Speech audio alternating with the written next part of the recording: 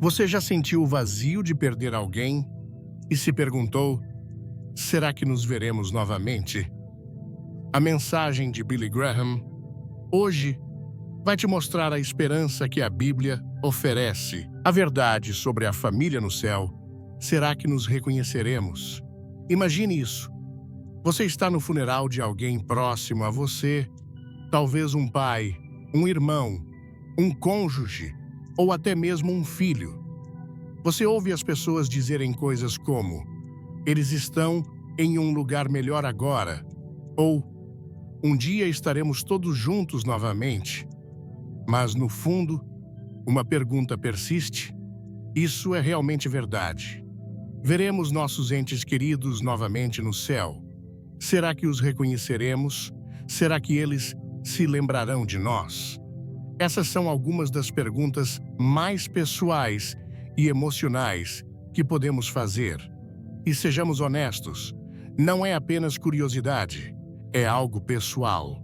Sentimos falta deles, ansiamos por eles, e a ideia de nunca mais vê-los parece insuportável. Mas aqui está a boa notícia: a Bíblia não nos deixa no escuro sobre isso. Em seu amor e sabedoria, Deus nos deu respostas reais sobre o que acontece após a morte, sobre o céu e sobre as relações que teremos lá. Eu sei que há muitas opiniões diferentes por aí. Filmes, livros, até histórias pessoais de experiências de quase morte. Alguns dizem que nos tornamos anjos, outros sugerem que não lembraremos de nada da terra, e alguns até propõem que simplesmente nos dissolveremos em energia cósmica. Mas hoje não estamos aqui para especulações. Estamos aqui pela verdade. Vamos direto à Bíblia, a única fonte em que podemos confiar plenamente, e o que descobriremos pode surpreendê-lo. Antes de começarmos, deixe-me prepará-lo algumas coisas que a Bíblia diz sobre o céu e nossas relações. Lá podem desafiar o que você sempre acreditou. Pode até parecer desconfortável no início, mas se realmente cremos em Deus, devemos confiar que seu plano para a eternidade é muito maior do que qualquer coisa que possamos imaginar. Você está disposto a deixar de lado suposições e ouvir o que Deus realmente diz? Se sim, você está no lugar certo. Neste vídeo, exploraremos o que acontece conosco após a morte, se reconheceremos e lembraremos de nossos entes queridos no céu, como serão os relacionamentos na eternidade. A difícil questão do que acontece com os membros da família que não foram salvos e como essa verdade deve mudar a forma como vivemos hoje. Então, se você já perdeu alguém que ama ou está curioso sobre o que o futuro reserva, fique comigo. No final, você não precisará mais adivinhar, porque Deus já nos deu as respostas. Vamos mergulhar.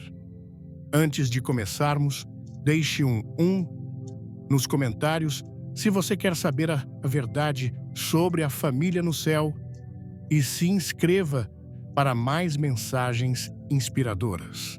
Seção 1. O que acontece conosco após a morte? A morte é uma das poucas coisas na vida que é absolutamente certa, mas permanece uma das mais misteriosas. Cada um de nós enfrentará a morte, mas a maioria das pessoas evita pensar nisso até que seja tarde demais. Como cristãos, porém, não precisamos temer a morte, nem adivinhar o que acontece depois, porque a Bíblia nos dá respostas claras. Então, o que realmente acontece quando damos nosso último suspiro na terra? Será que apenas dormimos até o fim dos tempos? Vamos imediatamente para o céu ou o inferno? E o que tudo isso significa para nossos relacionamentos com os entes queridos, entendendo o além-vida? A Bíblia ensina que os seres humanos são mais do que apenas corpos físicos. Temos almas eternas. Quando morremos, nosso corpo retorna ao pó, mas nossa alma continua a existir.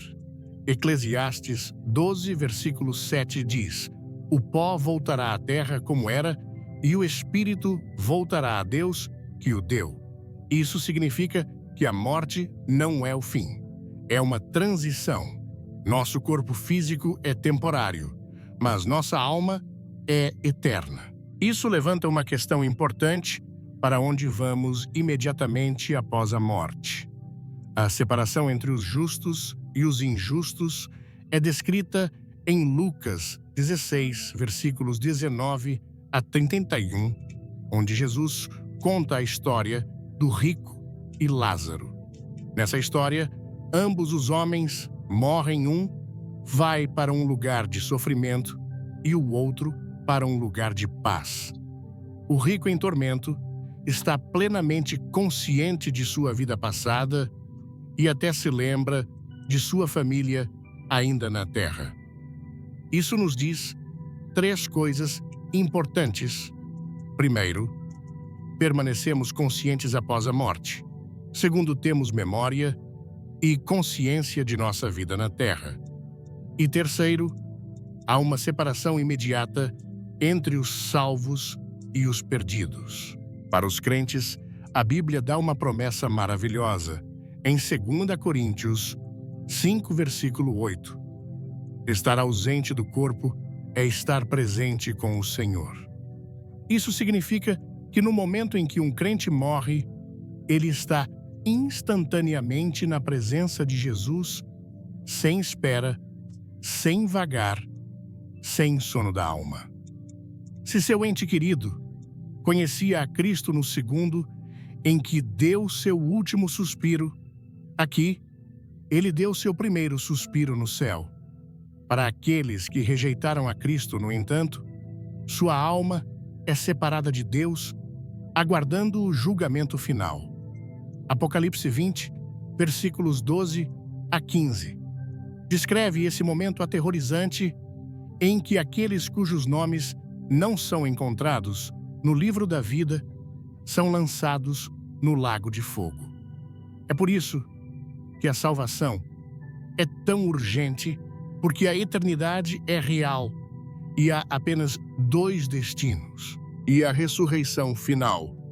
A Bíblia ensina que um dia, quando Jesus retornar, nossos corpos físicos serão ressuscitados e transformados em corpos glorificados e eternos. 1 Coríntios 15, versículos 52 a 53 diz: "Num momento, num abrir e fechar de olhos, ao som da última trombeta, pois a trombeta soará, os mortos ressuscitarão incorruptíveis, e nós seremos transformados, pois é necessário que este corpo corruptível se revista da incorruptibilidade e que o corpo mortal se revista da imortalidade. Nesse momento, corpo e alma serão reunidos e viveremos para sempre no novo céu e na nova terra. Então, quando morremos, estamos imediatamente no céu ou no inferno. Mas a história não termina aí. O cumprimento final do plano de Deus ainda está por vir. Curioso sobre o céu? Curta este vídeo, agora comente: "Eu creio", e não perca o final. Tem uma revelação que vai te emocionar. Seção 2. Reconheceremos nossos entes queridos no céu. Essa é uma das perguntas mais frequentes sobre o céu. Se chegarmos lá, ainda lembraremos de nossos pais, irmãos, filhos e cônjuges. Reconheceremos seus rostos. Sentiremos o mesmo amor por eles que sentíamos na terra. A Bíblia não nos dá um único versículo direto que diga: "Sim, você reconhecerá seus entes queridos no céu." No entanto, quando olhamos para várias passagens, a resposta fica muito clara: sim, absolutamente. Evidências bíblicas de reconhecimento no céu. Um dos exemplos mais claros vem da transfiguração em Mateus 17, versículos 1 a 4. Jesus leva Pedro, Tiago e João a uma montanha e, de repente, Moisés e Elias aparecem. O que é fascinante é que esses dois homens estavam mortos há séculos, mas não apenas eram reconhecíveis como os discípulos de alguma forma sabiam quem eram, sem nenhuma apresentação. Isso nos diz algo crucial. Nossa identidade continua na vida após a morte. Outro exemplo está em Lucas 16, versículos 19 a 31, a história do rico e Lázaro. Nesse relato, o rico, após a morte, lembra-se de sua família, reconhece Abraão e recorda sua vida terrena. Se as pessoas perdessem toda a memória de seu passado e de seus entes queridos, essa história não faria sentido. Talvez a maior evidência venha do próprio Jesus. Após sua ressurreição, seus discípulos o reconheceram. Maria reconheceu sua voz, João 20, versículo 16. Tomé tocou suas feridas, João 20, versículo 27. E os discípulos no caminho de Emaús finalmente o reconheceram, quando ele partiu o pão. Lucas 24, versículo 31. O que isso nos diz? Nossos corpos ressuscitados serão diferentes, mas ainda seremos nós mesmos. Jesus não era um fantasma. Ele foi reconhecido e nós também seremos. Ele era um indivíduo completamente transformado, mas permanecia Jesus glorificado. Se Jesus reteve sua identidade após a ressurreição, nós também a reteremos no céu. A natureza dos relacionamentos é diferente. Se nos reconhecermos, isso significa que nossos laços familiares permanecerão inalterados. É aqui que as coisas ficam intrigantes. Jesus nos dá uma percepção importante em Mateus 22, versículo 30. Na ressurreição, as pessoas não se casam, nem são dadas em casamento, mas serão como os anjos no céu. Alguns podem achar isso desanimador, como se sugerisse que não teremos conexões profundas com nossos entes queridos. Mas não é esse o caso. No céu, nossos relacionamentos não serão definidos por casamento, laços biológicos ou terrestres. Em vez disso, seremos uma família perfeita, unida em amor, como filhos de Deus. Na Terra, nossos relacionamentos muitas vezes vêm com dor, perda e conflitos. Mas no céu, nosso amor uns pelos outros será impecável, inquebrável e eterno. Não apenas conheceremos nossa família terrena, teremos uma conexão espiritual profunda com todo crente que já viveu. Imagine isso sem mal-entendidos, sem relacionamentos quebrados, sem despedidas. Apenas amor puro e perfeito por Deus e uns pelos outros. Então, sim, reconheceremos e lembraremos de nossos entes queridos, mas nosso amor por eles será ainda maior do que era na terra, porque será livre de pecado, tristeza e separação. Isso nos leva a uma das perguntas mais difíceis. E os membros da família que não são salvos? É isso que abordaremos na próxima sessão. Sessão 3. E os membros da família que não creem? Discutimos a beleza e a promessa do céu para aqueles que confiam em Cristo, mas não podemos ignorar a questão dolorosa e os entes queridos que não creram. Essa questão é profundamente emocional, porque para muitos de nós não é hipotética.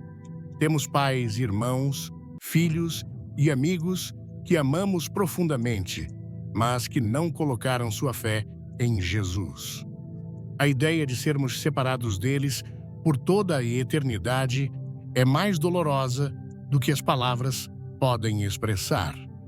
Se esta mensagem tocar seu coração, deixe um like, comente amém e se inscreva para não perder nenhuma verdade bíblica.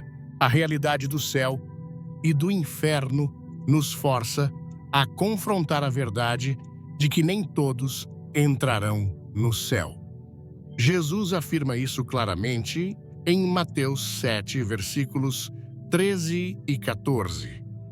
Entrem pela porta estreita, pois larga é a porta e amplo o caminho que leva à destruição, e muitos entram por ela. Mas pequena é a porta e estreito o caminho que leva à vida, e poucos a encontram. Essas palavras são difíceis de ouvir, especialmente em uma cultura que muitas vezes retrata Deus como todo amor e sem justiça, toda misericórdia e sem verdade. No entanto, a Bíblia apresenta um Deus que é infinitamente amoroso e perfeitamente justo. Romanos 2, versículos 6 a 8 nos diz: Deus retribuirá a cada um conforme o que fez. Aqueles que, perseverando em fazer o bem, buscam glória, honra e imortalidade, Ele dará a vida eterna. Mas aqueles que rejeitam a verdade e seguem o mal, haverá ira e indignação. Não é que Deus envie as pessoas ao inferno com prazer, como 2 Pedro 3, versículo 9, nos assegura: Ele é paciente, não querendo que ninguém pereça, mas que todos cheguem ao arrependimento. Ainda assim, Deus não força ninguém a aceitá-lo. Ele respeita nossas escolhas, mesmo quando essas escolhas nos afastam dele. Lembraremos dos perdidos. Isso levanta outra questão difícil. Se alguém que amamos não estiver no céu, nós nos lembraremos dele. Sofreremos por eles por toda a eternidade. Apocalipse 21, versículo 4, nos oferece um vislumbre do que será o céu. Ele enxugará dos olhos deles toda lágrima. Não haverá mais morte, nem tristeza, nem choro, nem dor, pois a antiga ordem das coisas passou. No céu não haverá tristeza, arrependimento ou dor. Como isso é possível se alguns de nossos entes queridos não estiverem lá?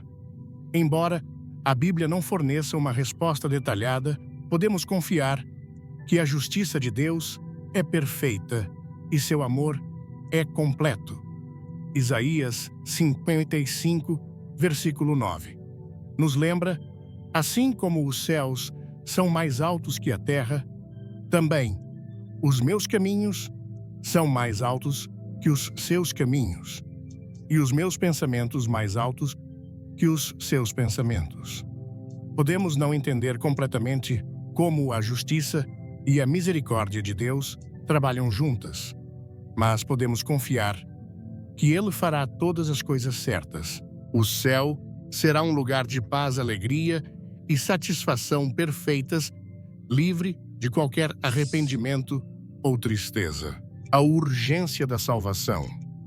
Se há algo, a realidade da eternidade deve acender um fogo dentro de nós para compartilhar o Evangelho com aqueles que amamos. Embora não possamos salvar ninguém, apenas Deus pode.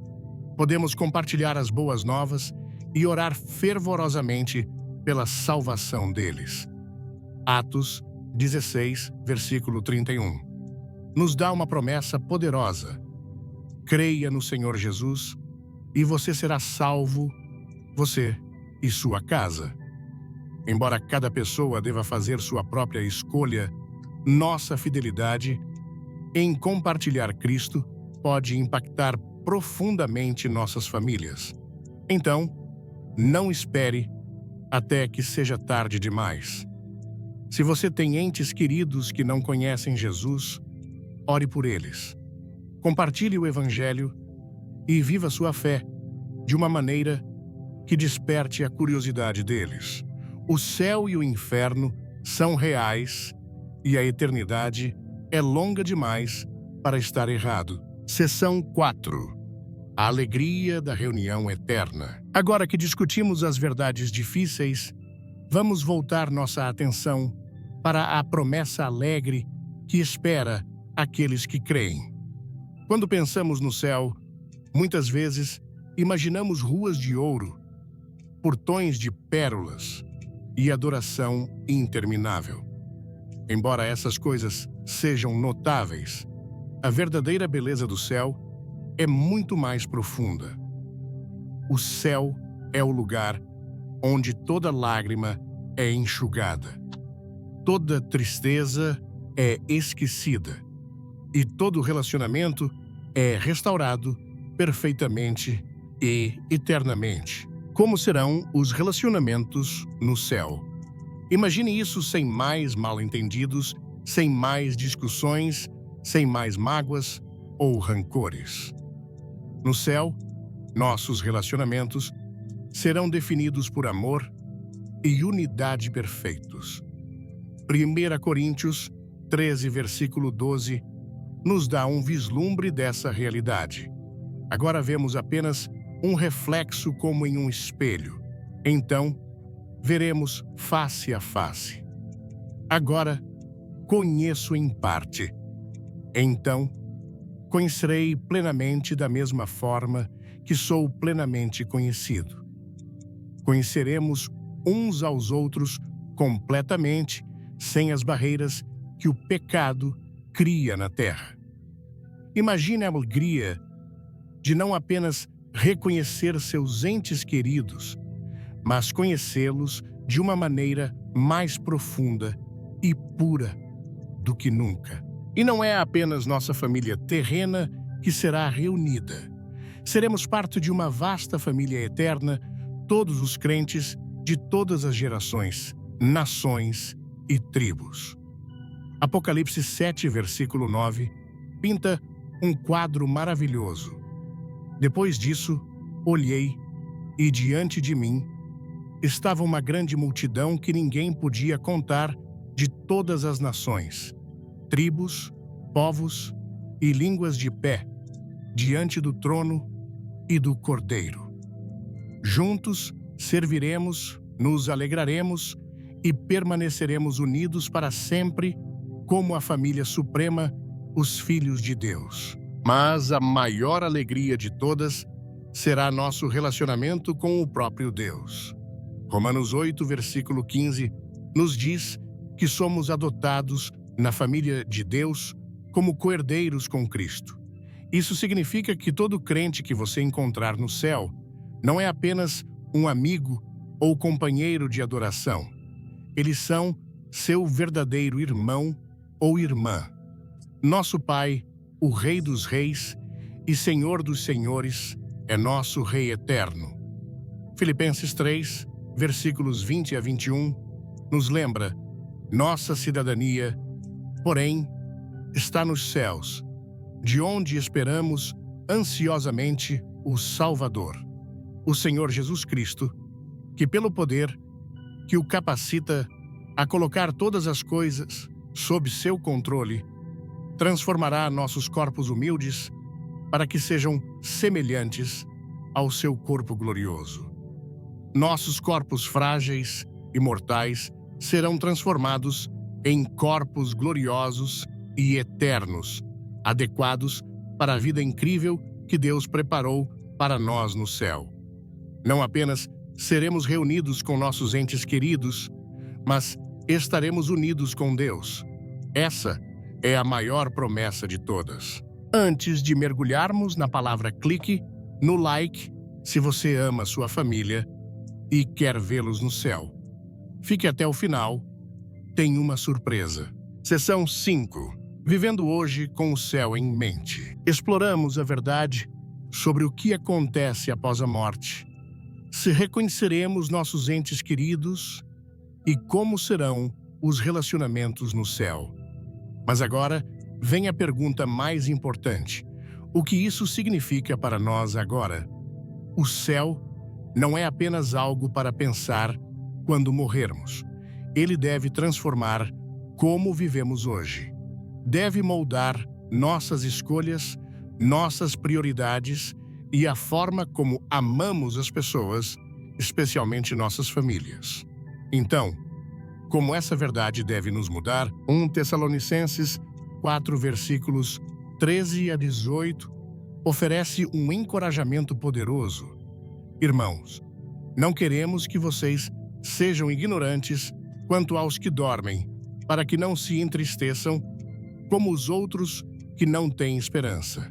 Pois se cremos que Jesus morreu e ressuscitou, cremos também que Deus trará com Jesus os que nele dormiram. Para os crentes, a morte não é o fim, é o começo de algo muito maior. Isso significa que podemos viver com esperança, não com medo.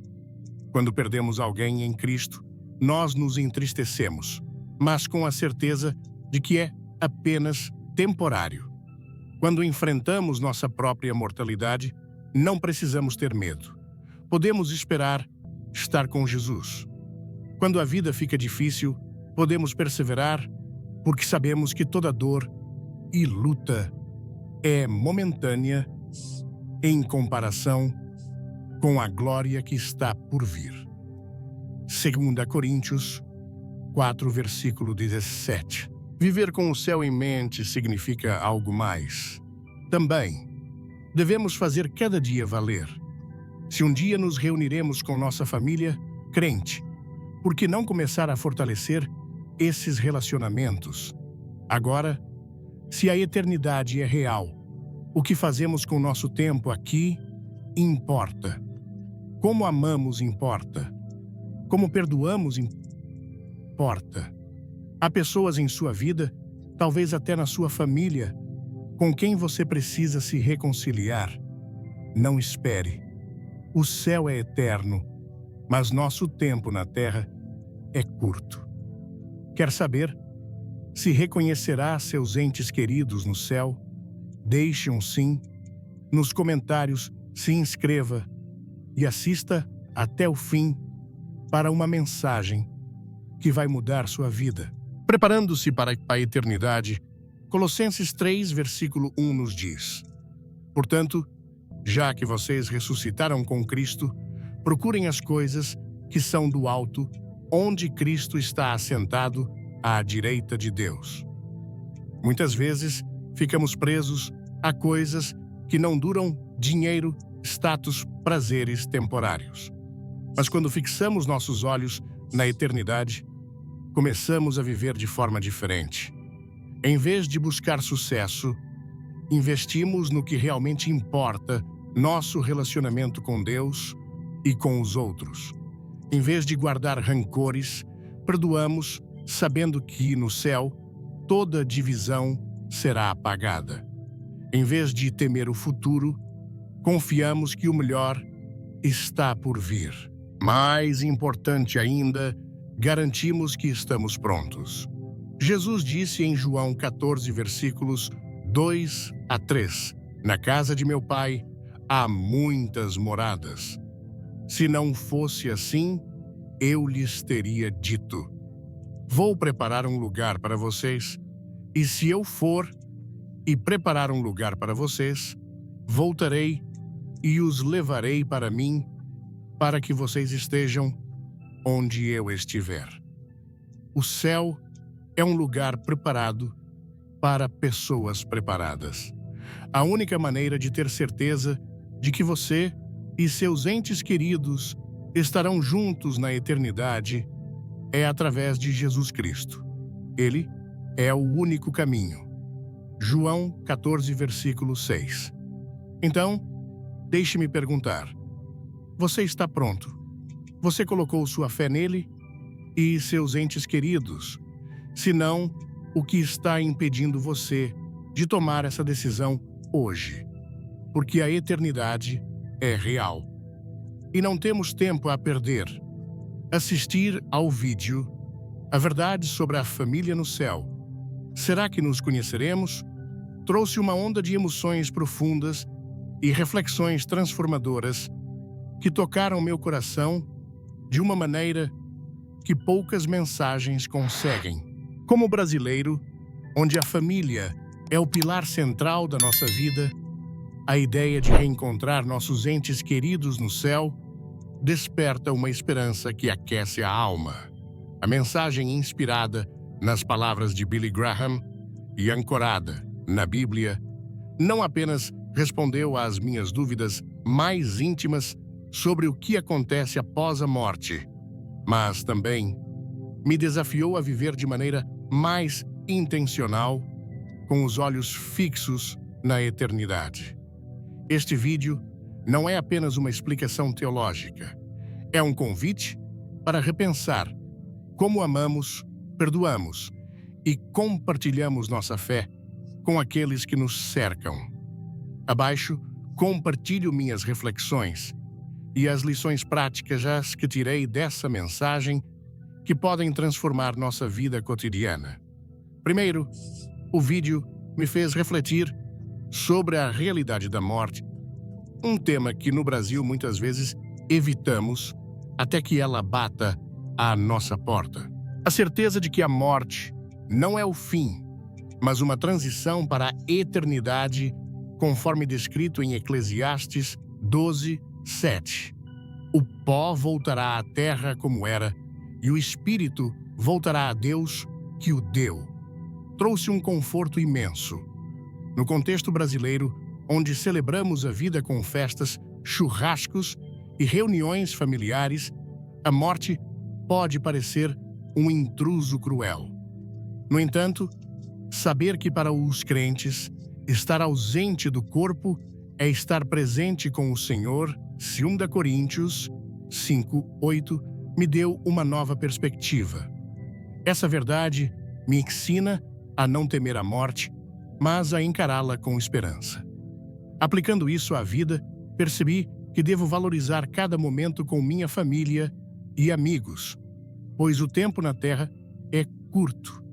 Seja um almoço de domingo com meus pais ou uma conversa simples com meus irmãos, cada interação é uma oportunidade de construir memórias que, de alguma forma, ecoarão na eternidade. Além disso, a promessa de que reconheceremos nossos entes queridos no céu, como sugerido pela transfiguração em Mateus 17:1-4 e pela história do rico e Lázaro em Lucas 16:19-31, trouxe um alívio profundo. No Brasil, onde laços familiares são tão fortes, pensamos nos avós que nos criaram, nos primos que são como irmãos, nos tios que contam histórias.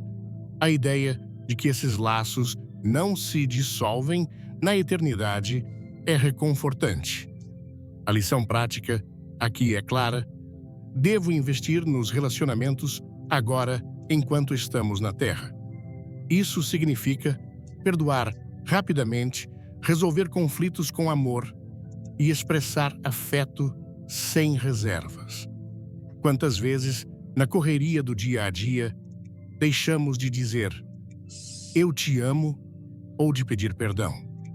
O vídeo me lembrou que no céu, nossos relacionamentos serão perfeitos, livres de dor e pecado, mas podemos começar a construir essa perfeição agora vivendo com amor genuíno e reconciliação. Outro ponto que me marcou foi a natureza dos relacionamentos no céu, como explicado em Mateus 22:30, onde Jesus diz que na ressurreição as pessoas não se casam nem são dadas em casamento, mas serão como os anjos no céu. Inicialmente isso me causou um certo desconforto, pois na cultura brasileira, o casamento e a família nuclear são sagrados. No entanto, ao refletir, percebi que isso não diminui o amor, mas o eleva. No céu, seremos uma grande família unida em Cristo, sem as barreiras do pecado ou da separação. Essa visão me inspira a expandir meu amor além do círculo familiar. No Brasil, onde a comunidade é tão valorizada, pensamos nas festas juninas, nos vizinhos que viram família. Posso aplicar essa lição tratando todos com o mesmo amor e respeito que ofereço aos meus parentes. Isso significa ajudar um amigo em dificuldade, ouvir um colega de trabalho ou compartilhar um sorriso com um estranho na rua. O céu nos ensina que o amor é universal e posso começar a praticá-lo agora. A sessão sobre os entes queridos que não são salvos tocou um ponto sensível, especialmente em um país como o Brasil, onde a fé cristã é forte, mas nem todos em nossas famílias compartilham da mesma crença. A mensagem de Mateus 7, 13 e 14 sobre o caminho estreito que leva à vida e à urgência da salvação, descrita em 2 Pedro 3:9. Ele é paciente, não querendo que ninguém pereça, mas que todos cheguem ao arrependimento. Me fizeram refletir sobre minha responsabilidade. No Brasil, onde a fé muitas vezes se manifesta em gestos calorosos, como orar juntos ou levar alguém à igreja, percebi que devo ser mais intencional em compartilhar o Evangelho. Isso não significa forçar, mas viver de forma autêntica, mostrando o amor de Cristo em minhas ações. Uma lição prática é orar diariamente pelos meus familiares e amigos que ainda não conhecem Jesus, além de convidá-los com carinho para eventos da igreja ou conversas sobre fé. Como brasileiros, somos conhecidos por nossa hospitalidade. Posso usar isso para abrir portas ao Evangelho, talvez convidando alguém para um café, enquanto falo sobre o que Cristo fez em minha vida. A promessa de uma reunião eterna no céu, descrita em Apocalipse 7:9, onde uma multidão de todas as nações está diante do trono, reacendeu minha esperança. No Brasil, onde a diversidade cultural é celebrada, dos ritmos do samba às tradições do sertão, imaginar uma família eterna, unida em amor perfeito, é inspirador. Essa visão me ensina a viver com alegria e propósito, sabendo que cada ato de bondade, cada momento de adoração, é um investimento na eternidade. Aplico isso vivendo com gratidão, celebrando a vida como fazemos em nossas festas, mas com os olhos voltados para o céu. Isso significa priorizar a oração, a leitura da Bíblia e a comunhão com outros crentes, mesmo em meio à correria do trabalho ou das responsabilidades familiares. Por fim, a mensagem de Colossenses 3:1. Procurem as coisas que são do alto, onde Cristo está assentado à direita de Deus, me desafia a redefinir minhas prioridades. No Brasil, onde muitas vezes nos envolvemos com a busca por sucesso material ou status social, essa verdade é um lembrete de que o que realmente importa é eterno. Aplico isso tomando decisões conscientes em vez de gastar energia em coisas passageiras, como comprar o carro mais novo. Invisto em relacionamentos e em minha fé. Isso pode ser tão simples quanto passar mais tempo com meus filhos, ajudando-os a conhecer Jesus, ou reservar um momento diário para orar e refletir. Também significa perdoar rapidamente, como o vídeo sugere, porque no céu não haverá divisões. Se guardo mágoas, estou carregando um peso que não pertence à eternidade. Essa mensagem transformou minha perspectiva sobre a vida e a morte. Ela me ensinou que o céu não é apenas um destino futuro, mas uma realidade que molda o presente. Como brasileiro, onde a família, a fé e a comunidade são o coração da nossa identidade, levo comigo a lição de viver com amor, esperança e urgência. Devo amar profundamente, perdoar rapidamente, compartilhar a fé com coragem e viver cada dia como se fosse um passo rumo à eternidade. O vídeo me lembrou que Jesus preparou um lugar para nós. João 14, 2, 3. E minha missão é garantir que eu e minha família estejamos prontos para esse encontro. Que possamos viver com o céu em mente, transformando cada momento em uma oportunidade de refletir o amor de Cristo. Se essa mensagem tocou o seu coração e reacendeu sua esperança, deixe um like agora e compartilhe este vídeo com alguém que precisa ouvir essa verdade. Não esqueça de se inscrever no canal para mais conteúdos que vão fortalecer sua fé e aproximá-lo de Deus. Nos comentários, escreva Amém ou compartilhe o que mais te marcou nessa mensagem. Sua interação nos ajuda a espalhar o Evangelho e unir mais pessoas à promessa do céu. Assista até o final e junte-se a nós nessa jornada de fé. Você já sentiu um vazio no peito ao acordar de repente entre 3 e 5 horas da manhã? Como se Deus estivesse sussurrando algo ao seu coração? Você já acordou no meio da noite, entre as 3 horas e as 5 horas da manhã, sem alarme, sem motivo, apenas desperto? Alguns dizem que é inquietação, outros culpam o estresse. Mas e se eu te dissesse que é algo muito maior? Essa hora, essa janela sagrada, não é aleatória. É um chamado, um sussurro divino no silêncio da noite, um momento em que o céu e a terra parecem estar um pouco mais próximos. Nesse momento, você recebe uma escolha: voltar a dormir ou despertar para algo maior. Então, se você se encontrar acordado nessa hora, não desperdice. Faça estas 3 coisas.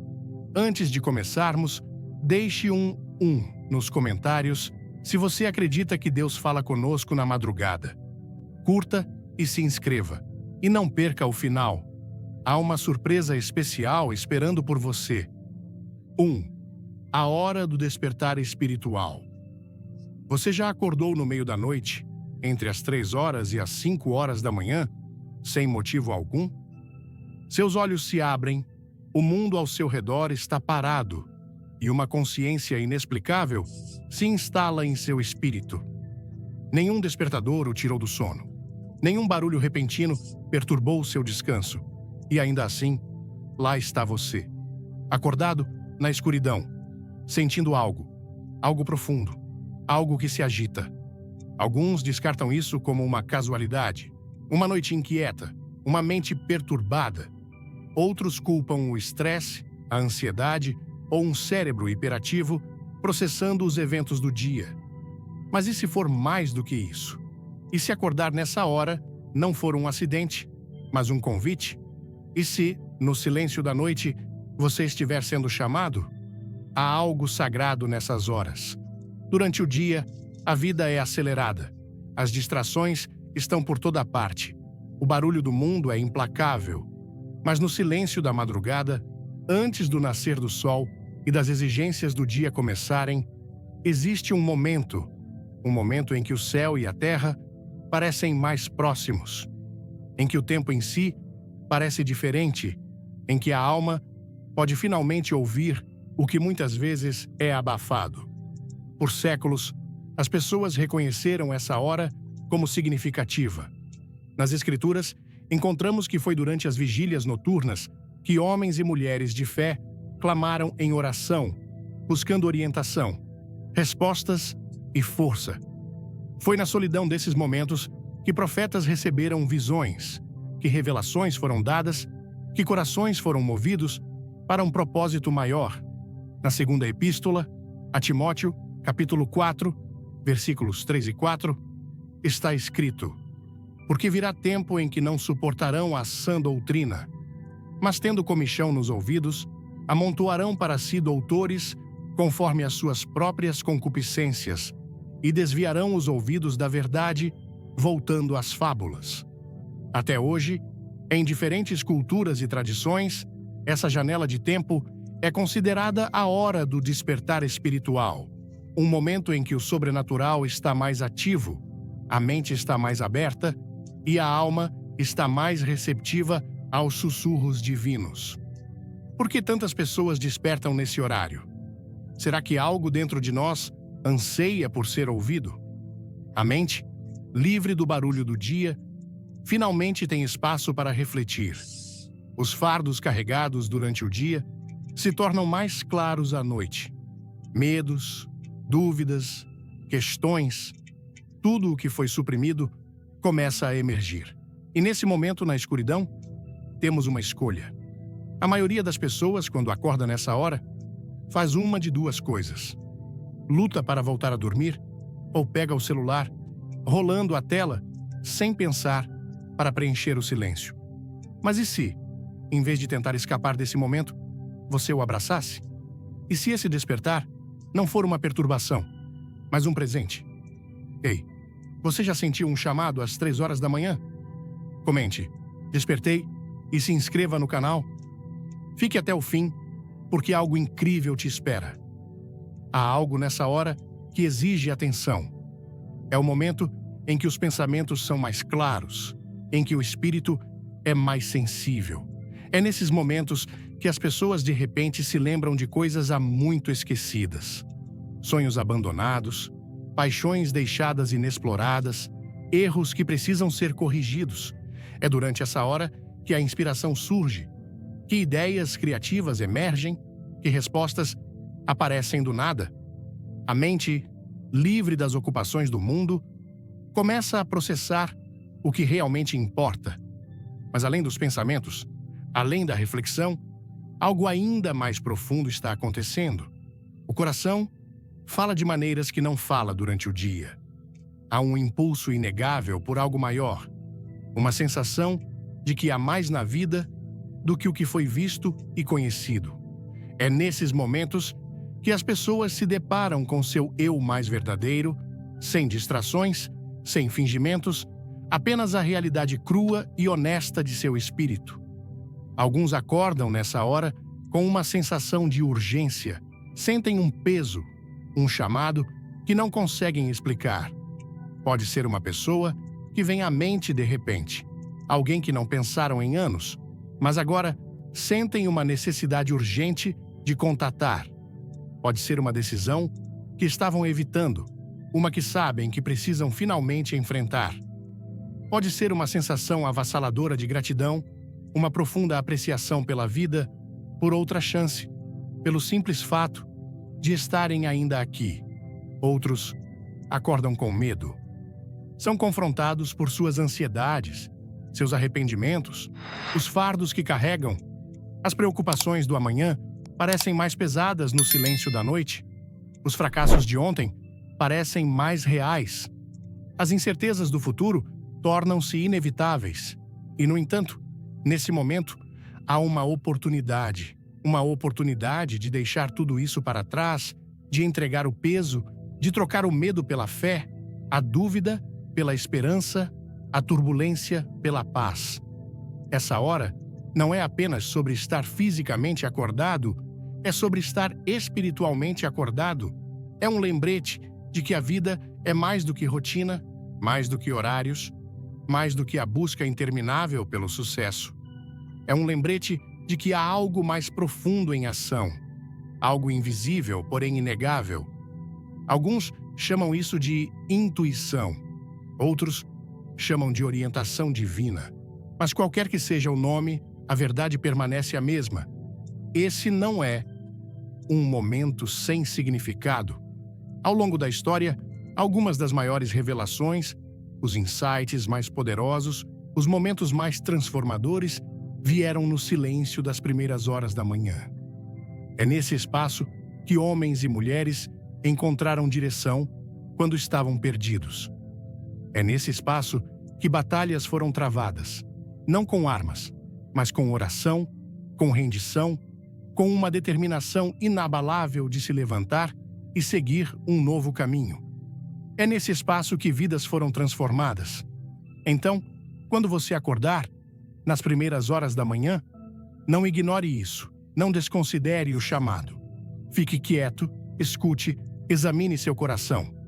Você pode descobrir que esse momento, essa hora, não é uma coincidência, é um despertar. Se você quer descobrir o que fazer ao acordar entre 3 horas e 5 horas, deixe um like agora, comente amém e se inscreva. O final do vídeo vai te surpreender. Segundo, alinhando-se com o propósito não é algo que encontramos por acaso. Não é algo entregue a nós em uma caixinha bem embrulhada, esperando para ser aberta. Propósito é algo em que crescemos. Algo que descobrimos através de provações, lutas, momentos de clareza e temporadas de dúvida.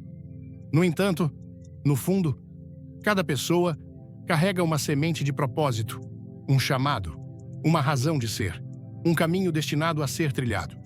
Alguns reconhecem isso cedo na vida, enquanto outros passam anos, até décadas, procurando. Alguns o abraçam sem hesitação, enquanto outros resistem, com medo do que isso pode exigir. Mas uma verdade permanece. Não há realização, não há paz verdadeira, até que nos alinhemos com o propósito para o qual fomos criados. Vivemos em um mundo que constantemente nos puxa em diferentes direções. Expectativas, obrigações, distrações. Cada uma é uma força tentando moldar nossas decisões, tentando ditar o curso de nossas vidas.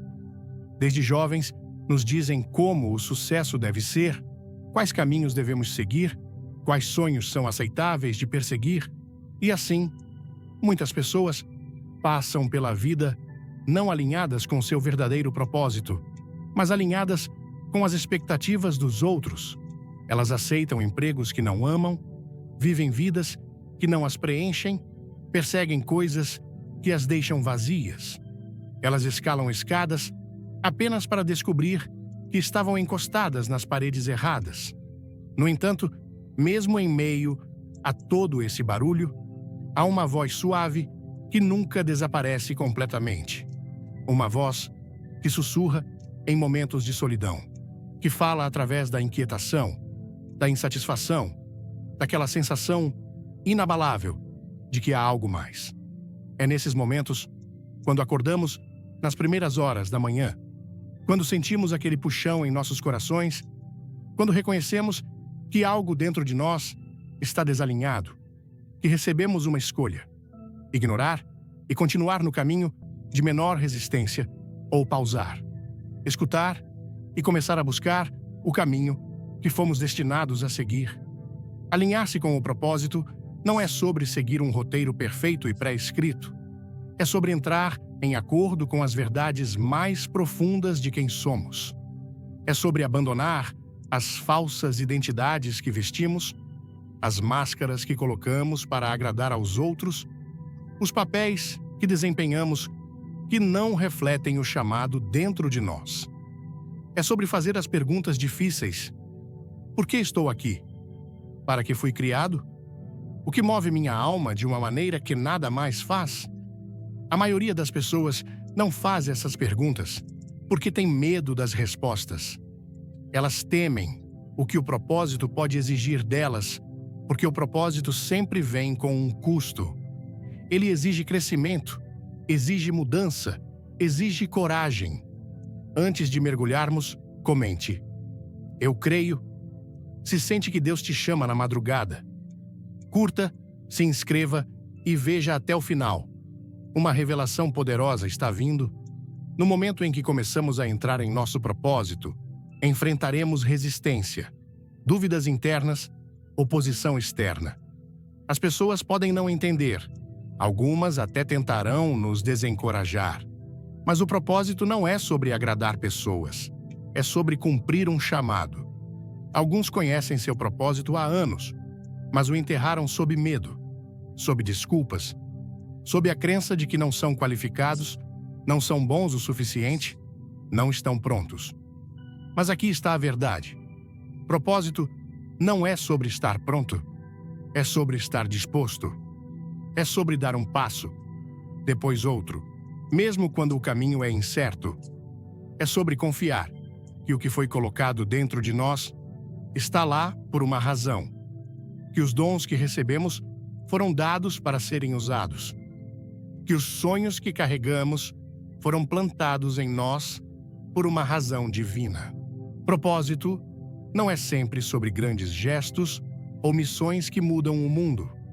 Às vezes, o propósito é encontrado nas pequenas coisas, nos momentos silenciosos, nas maneiras como nos mostramos para os outros, no amor que damos, nas vidas que tocamos. Propósito é sobre alinhamento, não apenas com o que fazemos, mas com quem somos, com como vivemos, com o que defendemos.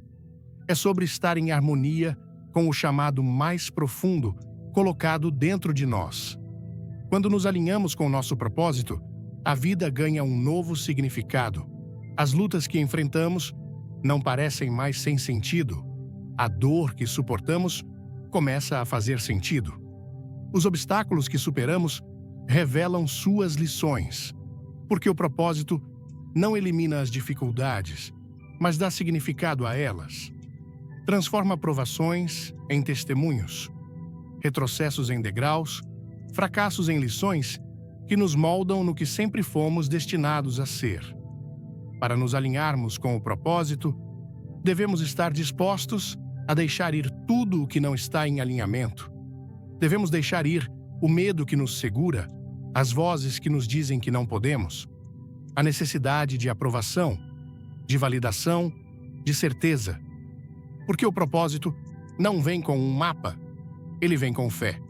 Vem com uma disposição de confiar que, se dermos um passo na direção certa, o próximo passo se revelará.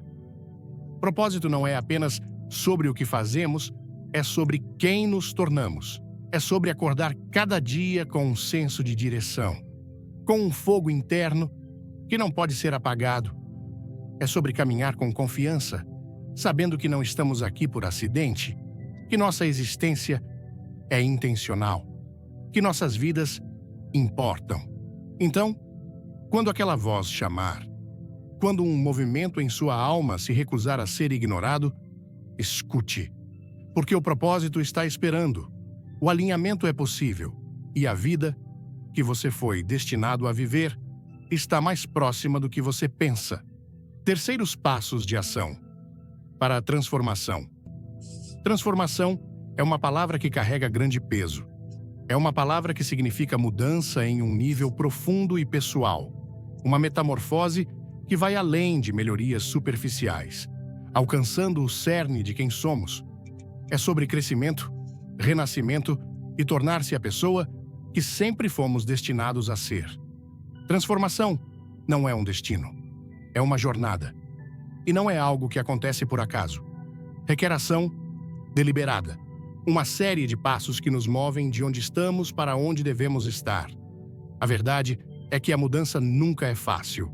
Ela exige sacrifício, exige disciplina, exige coragem para se afastar do que é confortável e familiar para abraçar algo desconhecido. Mas, apesar dos desafios, a transformação é possível para qualquer um disposto a dar o primeiro passo. A chave está em entender que a ação é necessária. Podemos pensar sobre a mudança, sonhar com ela, desejá-la, mas nada mudará, a menos que tomemos uma atitude. Você está pronto para ouvir o chamado de Deus? Deixe um nos comentários, curta o vídeo e se inscreva. Fique até o fim para uma mensagem que vai tocar seu coração. O primeiro passo de ação na transformação é, talvez, o mais fundamental: a decisão de mudar. A mudança não acontece por si só. Ela começa quando você decide que onde está não é mais onde quer estar. Começa quando você olha para a sua vida e reconhece que algo precisa mudar. Talvez seja sua mentalidade. Talvez sejam seus hábitos. Talvez sejam seus relacionamentos, sua carreira ou sua saúde física. Seja o que for, a transformação começa com o ato simples, porém poderoso, de decidir. Para muitas pessoas, a decisão de mudar vem após um chamado de despertar. Pode ser uma experiência dolorosa, um momento de fracasso ou um evento que os abala profundamente. Para outros, a decisão vem gradualmente, à medida que se tornam cada vez mais insatisfeitos com suas circunstâncias atuais. De qualquer forma, a decisão de mudar é o ponto de partida. É o momento em que você reconhece que merece mais, que é capaz de mais e que é hora de entrar em seu potencial. Mas uma vez que a decisão é tomada, o próximo passo é muitas vezes o mais difícil: assumir a responsabilidade por sua vida. Vivemos em um mundo que frequentemente busca alguém ou algo para culpar quando as coisas dão errado. É fácil apontar o dedo para os outros, para as circunstâncias, para o passado, mas a verdade é que somos os arquitetos de nosso próprio destino. Ninguém mais tem o poder de moldar nosso futuro, a menos que demos esse poder a eles. A transformação exige que assumamos total responsabilidade por onde estamos na vida, reconhecendo que nossas escolhas, nossas ações e nossa mentalidade nos trouxeram até aqui. Assumir a responsabilidade é empoderador. Significa que não importa quão difíceis sejam as circunstâncias, não importa quão impossível a situação pareça, você tem o poder de mudá-la. No momento em que paramos de culpar e começamos a assumir nossa vida, desbloqueamos o potencial para o crescimento. Tornamo-nos os criadores de nossa própria história. Percebemos que nosso futuro está em nossas mãos e cabe a nós escrever o próximo capítulo. Em seguida, a transformação exige clareza de visão. Sem uma visão clara de onde você quer ir, é fácil se perder pelo caminho. Todos já ouvimos o ditado: se você não sabe para onde está indo, qualquer estrada te levará lá. A transformação precisa de direção, precisa de foco. Você deve ter uma visão de quem quer se tornar e o que quer alcançar. Essa visão atua como uma bússola, guiando você através das provações e desafios que inevitavelmente virão. Uma visão é mais do que apenas um objetivo. É uma imagem de seu futuro eu, a pessoa que você aspira a ser.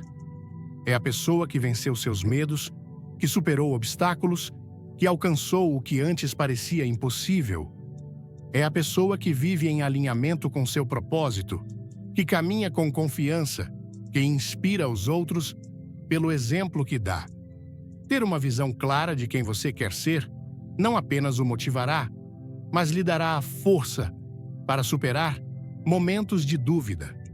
Uma vez que sua visão esteja clara, você precisa criar um plano de ação.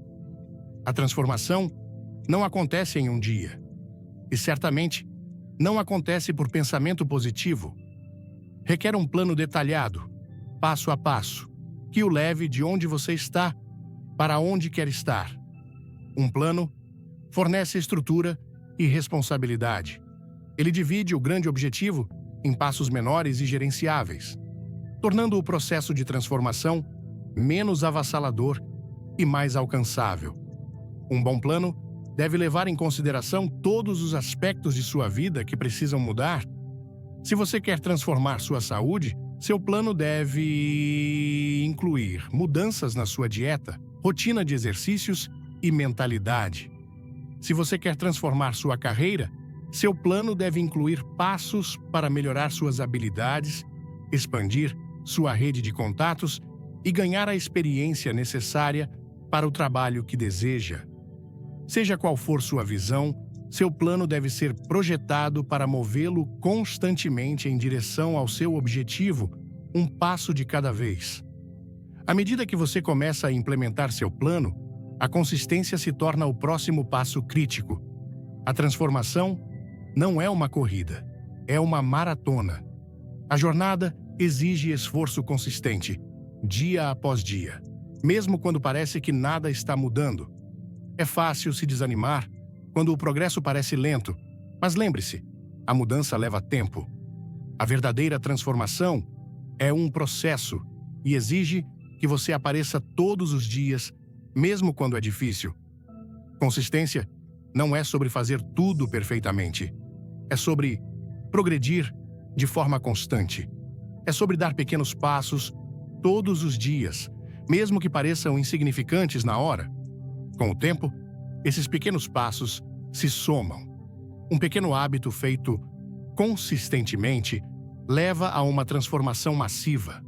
Ao longo do caminho, você enfrentará resistência. Isso é uma parte natural do processo de transformação. A resistência vem de muitas formas: medo, dúvida, preguiça, velhos hábitos. A versão antiga de si mesmo lutará para permanecer no controle. Você sentirá a tentação de desistir, de abandonar, de voltar ao que é confortável. Mas é nesses momentos que a transformação realmente acontece. É ao superar a resistência que você constrói força, resiliência e caráter. Quando a resistência surgir, é importante lembrar por que você começou. Quando você consegue se conectar ao propósito mais profundo por trás de sua transformação, você pode encontrar a força para continuar. A verdade é que nada que vale a pena vem fácil. A transformação é difícil, mas também é a jornada mais recompensadora que você empreenderá. Junto com a consistência e a resistência, outro passo crucial na transformação é a autorreflexão. À medida que você avança no processo, reserve um tempo para refletir sobre seu progresso. Verifique-se regularmente. Pergunte a si mesmo: estou me aproximando da minha visão? O que está funcionando e o que não está? Há áreas em que preciso ajustar meu plano? A autorreflexão permite recalibrar, corrigir o curso e permanecer no caminho certo. Ela ajuda a ver o progresso que você fez, o que pode ser incrivelmente motivador quando as coisas parecem difíceis. Outro passo fundamental na transformação é abraçar o desconforto. A verdade é que o crescimento real acontece fora de nossas zonas de conforto. A pessoa que você é hoje foi moldada por suas zonas de conforto, pelas rotinas familiares, pelos hábitos, pelas crenças que você mantém. Mas a pessoa que você precisa se tornar exige que você entre no desconhecido. Exige que você faça coisas que o assustam, coisas que o empurram além de seus limites. Abraçar o desconforto significa que você está disposto a enfrentar seus medos, a tentar coisas novas, a continuar mesmo quando é difícil. É onde a transformação realmente acontece. Nos momentos em que você sai do que é fácil, nos momentos em que você supera seus limites autoimpostos e descobre o quanto você é capaz. Finalmente, a paciência é necessária para a transformação. Muitas vezes, as pessoas desistem porque esperam que os resultados cheguem rápido demais. Elas querem que a mudança aconteça da noite para o dia. Mas a transformação é um processo que leva tempo. É fácil se frustrar quando o progresso não é tão rápido quanto você gostaria. Mas lembre-se, a mudança duradoura leva tempo para se solidificar. Confie no processo. Continue tomando ações, mesmo que os resultados não apareçam imediatamente. Os pequenos passos que você dá hoje levarão a grandes resultados amanhã. Acordar entre 3 horas e 5 horas da manhã, no silêncio profundo da noite, é uma experiência que muitos de nós já vivemos. Não há alarme, nenhum barulho externo, apenas uma sensação que nos tira do sono e nos deixa alertas, como se algo maior estivesse nos chamando. Inspirado pelo poderoso sermão de Billy Graham, percebi que esses momentos não são meras coincidências. Eles são um convite divino, um sussurro de Deus que nos convida a refletir, crescer e nos alinhar com o nosso propósito. No Brasil, onde a fé é um pilar da nossa cultura, esses instantes de introspecção ressoam profundamente. Eles nos conectam à nossa espiritualidade, à nossa comunidade e à esperança que pulsa em nossos corações, mesmo nas horas mais escuras. Minha primeira lição ao refletir sobre esses despertares noturnos é a importância de ouvir. Na correria do dia a dia, estamos tão imersos em compromissos, trabalho e distrações que raramente paramos para escutar o que nossa alma tem a dizer. A cultura brasileira valoriza a conexão emocional, seja na roda de samba, nas conversas com a família ou nas orações em comunidade. Quando acordo às 3 horas da manhã, agora vejo isso como uma oportunidade de ouvir não apenas a mim mesmo, mas também a Deus.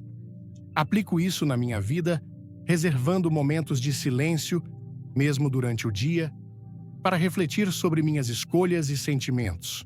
Por exemplo, comecei a dedicar 5 minutos todas as manhãs para meditar ou orar, buscando clareza sobre o que realmente importa. Isso me ajudou a tomar decisões mais alinhadas com meus valores, como priorizar tempo com a família em vez de me sobrecarregar com o trabalho. A segunda lição é sobre coragem para abraçar o desconforto. No sermão, Billy Graham nos lembra que os momentos de despertar espiritual, muitas vezes, trazem à tona medos, dúvidas e verdades que preferimos evitar. No Brasil, onde enfrentamos desafios diários, sejam econômicos, sociais ou pessoais, a resiliência é parte do nosso DNA. Aprendi que esses momentos de vulnerabilidade na madrugada são chances de enfrentar o que me assusta.